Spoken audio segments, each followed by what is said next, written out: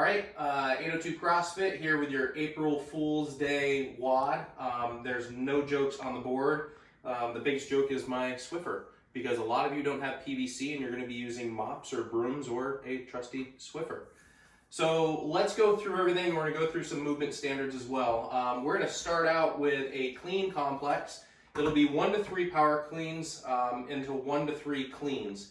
It's going to depend on what you have for implements on your rep scheme, basically. So this is a chance for some of you that have extensive weights to go a little bit heavier and reduce your repetitions.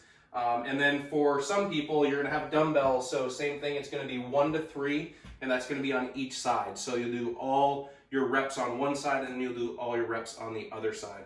And we'll go over movement standards for that right now. But just to add to that, you're going to be on a 2-minute loop. It's for 10 rounds. If you find that your heart rate isn't up in the beginning, maybe do some extra warm-up stuff, especially if you're out in the garage and we don't have a warm day, okay? But for those of you going heavier or using the dumbbell, I found that after my warm-up rounds that the movement and the weight was enough and I needed my downtime. So for the power cleans, I'll do 2 of each movement, pretending that my Swiffer is kind of heavy, but not super heavy. So it'll be from the ground for the power cleans. You come all the way up through and there's no squat. And then I'll do number 2. And then I go right into my 2 full squat cleans. And again, remember, it's a complex. So remember, there's no setting the weight down or resting. It has to be done one right after the other, okay? That done with a dumbbell is gonna look like so. Is this a good angle, Sarah? All right.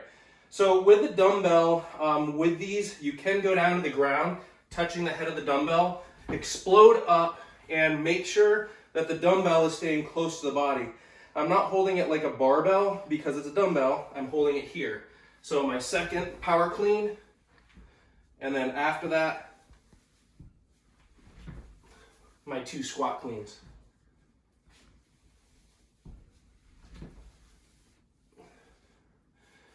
And this can be done with a kettlebell. I'm not sure what people have for kettlebells out there, but know that it can be done with it.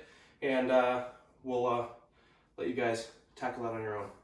If you have smaller dumbbells, don't go down all the way to the floor with them. Just take them to that mid-shin position, just like you would if you had a barbell with no plates on it. Usually like a 35 or larger, you can go, but great point. Anything smaller, you're gonna really get contorted. And you can tell I'm really out of breath from that Swiffer. It's a lot heavier than what I thought. So right into the rounds for time. So your Metcon, you can tell I'm all warmed up and ready for the Metcon. Let me get my Swiffer. 5 rounds for time, 12-minute time cap.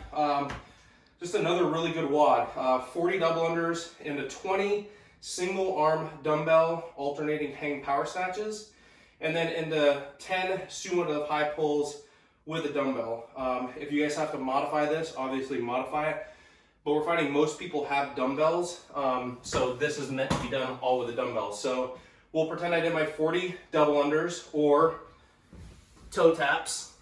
Remember, with the toe taps, we're not going on the top, we're just going to the top of the bell. After I do my double unders or toe taps, it's going to be the dumbbell snatch. So I'm going to lift it all the way up. I'm going to do a hang, power snatch, and switch. Now, what I found with this is you guys need to make sure that you're actually power snatching it, not muscle snatching it. So no muscle snatching. It does need to be a power. So I need to see you guys getting underneath that bell, okay? After that, your single arm, your dumbbell sumo deadlift high pull. So if you rest and it's down here, you can go right from the ground, but this is a very low position. I'm wanting mid shin or a little bit lower for these, and it's 5.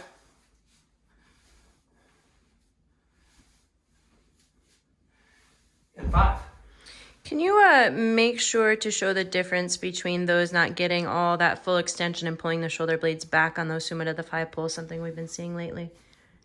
Like this? Yeah. Sure. And the other thing I want to show is with the kettlebell, if it's a mid-weight. So as Sarah said, what we're looking for is coming up and staying tight, elbow back and away, not rounded forward. I tend to not program the sumo high pulls with a bell because when you grab it here, that's where your elbow tends to go. You want to try to get them back and away. It's just kind of difficult. If you have a lighter kettlebell, use that. Guys, remember, it's only 5 rounds for time, so get it done. Work hard, have fun.